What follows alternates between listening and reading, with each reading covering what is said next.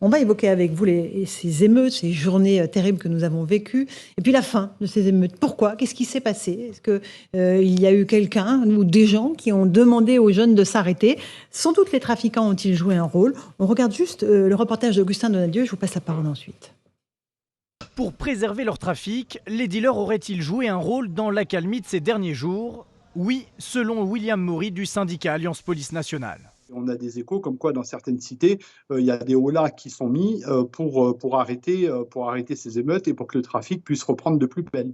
En effet, à cause des émeutes, la présence accrue des policiers dans les cités empêche les trafiquants d'exercer leurs ventes illégales. Ça pose un problème au niveau des trafiquants, mais aussi au niveau des personnes qui se droguent. Parce que forcément, quand vous avez des émeutes, ça veut dire que tout est brûlé.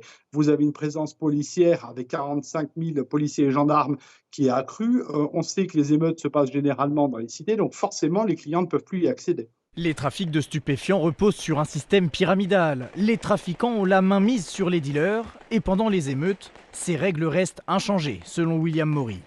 C'est soit un peu en jouant au rôle de grand frère, soit aller jusqu'à la menace en disant maintenant c'est stop, voilà, vous arrêtez vos conneries, nous on a besoin de travailler. L'an dernier, plus de 150 tonnes de produits stupéfiants ont été saisis. Thibault de Montbrial, c'est la réalité, c'est ce qui s'est passé. Il y a l'action de la police et des forces de l'ordre, bien sûr, mais c'est ça, les trafiquants ont dit stop? Alors, avant de vous répondre, il faut d'abord être assez prudent. On a une décrue assez nette des violences depuis 2 jours. Il y a d'autres expériences dans le passé qui nous montrent qu'il peut y avoir des résurgences. Et l'inquiétude de beaucoup, et notamment la mienne, c'est la proximité du 14 juillet. Bien sûr. Donc il faut garder ça à l'esprit, premièrement. Deuxièmement, il n'y a jamais un seul facteur. Néanmoins, ce qui est intéressant pour répondre à la question de pourquoi ça décroît, c'est d'abord de constater pourquoi ça a cru si vite. Il y a des violences urbaines quasiment toutes les nuits en France depuis quelques années. Ponctuellement, ça tourne, ça dure jamais longtemps. Effectivement, ceux qui ont intérêt au calme, ce sont les trafiquants, parce qu'évidemment, qui dit émeute dit présence policière, et qui dit présence policière dit entrave au business.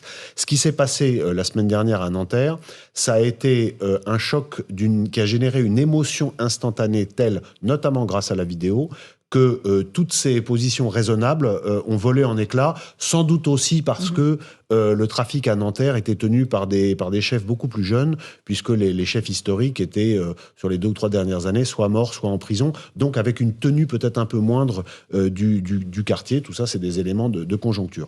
Donc c'est parti très fort, mais il faut d'abord constater, avant que ça s'arrête, qu'il y a une chose qui n'a pas eu lieu, alors que nous étions nombreux à la craindre, c'est l'utilisation d'armes à feu. Ce qui montre que malgré tout, alors qu'il y a des armes à feu... C'est ce que vous nous avez dit la semaine dernière sur ce plateau. Moi j'étais très inquiet, j'étais pas le seul, et on sait qu'il y a des armes à feu dans toutes les banlieues, y compris dans les petites et moyennes villes. On sait qu'elles sont utilisées pour des assassinats entre trafiquants quasiment tous les jours. Là, la grande crainte, c'était qu'elles soient utilisées contre la police. Elles ne l'ont pas été. Donc ça montre que quand même, les trafiquants, même s'ils n'ont pas pu empêcher la vague d'émotions puis de violence qui s'en est suivie, ont quand même gardé le contrôle sur la limite de la violence. Et pourtant, il y en a eu de la violence. Mais on n'a pas atteint le drame absolu. Donc, la décrue, forcément, les trafiquants y ont joué un rôle. Cela dit, il ne faut pas non plus leur donner trop d'importance. Mais ils en ont quand même. Sincèrement, je l'ai dit, depuis le début de la séquence, le ministre de l'Intérieur, Gérald Darmanin, a géré ça très bien. Franchement, il l'a géré très bien. Là, il y a tout de suite eu des moyens. Les forces de l'ordre ont été formidables. On accuse la police française de faire... L'extrême gauche dit n'importe quoi. La police française, qui s'est fait tirer dessus au moins à 10 reprises pendant ces émeutes, a toujours retenu et toujours resté au niveau de force légitime nécessaire, sans jamais être excessif. Et moi, j'ajoute qu'il y a des cas qu'on m'a racontés où la police aurait pu tirer en légitime défense. Elle ne l'a pas fait, et je pense que dans une démocratie, on ne peut que s'en féliciter, même s'il faudra la soutenir le jour où elle le fera. Donc, mais en tout cas, pour répondre à votre question, les trafiquants ont concouru indiscutablement. Il y a aussi les mosquées. Il y a aussi les mosquées qui ont concouru. Souvenez-vous que... Qui ont appelé au calme. Pour appeler au calme. Il y a un point qu'il faut quand même souligner, c'est que le ministère algérien des Affaires étrangères a cru devoir s'ingérer dans les affaires des émeutes, ce qui d'ailleurs crée mécaniquement un lien entre l'immigration et les émeutes, soit dit en passant. Donc ça veut dire que tous les relais d'influence de l'Algérie, dont un certain nombre de lieux cultuels, d'associations cultuelles, ont sans doute joué un rôle, peut-être au début d'incitation et à la fin de modération. On a fait le constat. Pourquoi, comment les violences se sont arrêtées. Maintenant, il y a les sanctions qui tombent. Visiblement, la justice n'a pas la main qui tremble. Il y a des directives qui ont été passées, notamment par le ministre de la Justice. Donc, satisfait aussi pour Éric Dupond-Moretti, qui a dit, allez, cette fois-ci, on sanctionne les pillards. Vous avez ramassé un t-shirt par terre, allez, prison. Éric Dupond-Moretti a donné des consignes au parquet. Le juge du siège est indépendant. Éric Dupond-Moretti a donné des consignes au parquet, des consignes de poursuite, et de cela, il faut se féliciter. Par contre, moi, il y a une chose qui continue à me déranger sur Éric Dupond-Moretti en termes de communication. La première, c'est que quand il est allé le jour des faits voir la famille de Nahel à Nanterre, il s'est comporté comme l'avocat de la famille. Il s'est pas comporté comme le garde des Sceaux. Son émotion, elle était légitime. L'expression de cette émotion était légitime. Mais par contre, il faut prendre la fonction.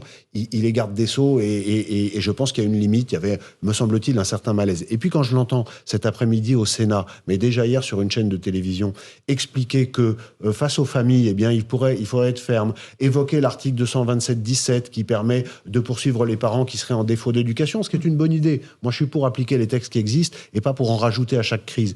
Eh bien, que nous dit-il? Qu'il va faire déférer par les parquets les parents des 50 émeutiers de moins de 16 ans qui ont commis les faits les plus graves. Ça, ce serait un geste de fermeté. Non, il dit on va convoquer les gens, ce qui implique une organisation du temps et de l'argent. Pour faire quoi? Pour leur remettre un flyer, pour leur remettre une photocopie. Un flyer, c'est-à-dire un papier, quoi. Un papier, un tract. Pour leur rappeler l'existence d'un texte qui existe déjà. Alors, soit on est ferme et on l'applique, soit on n'est pas ferme et on dit rien, mais on ne dit pas que la fermeté, c'est de convoquer les gens pour leur remettre un bout de papier. On va l'écouter dans un instant. D'abord, Carole Lelièvre. Bon, moi, je pense que tout ce qui est excessif est insignifiant. Je partage ce que dit tout à l'heure Thibault de Montbrial sur, effectivement, le sujet de délinquance. J'y reviens. Il y a aussi autre chose, c'est que, je prends le cas de la ville de la Verrière, par exemple. École incendiée. Bien, les enfants ne peuvent plus aller à l'école. Donc, les familles directement des émeutiers ils n'ont sans doute pas d'école à la rentrée non plus. Et donc, sont impactés. Et donc, ça, il faut que ça cesse. Les commerces qui ont été pillés sont parfois des commerces où les familles d'émeutiers vont le matin chercher ce qu'il faut pour se nourrir, par exemple. Et je ne stigmatise pas. Mais donc, ça explique ça.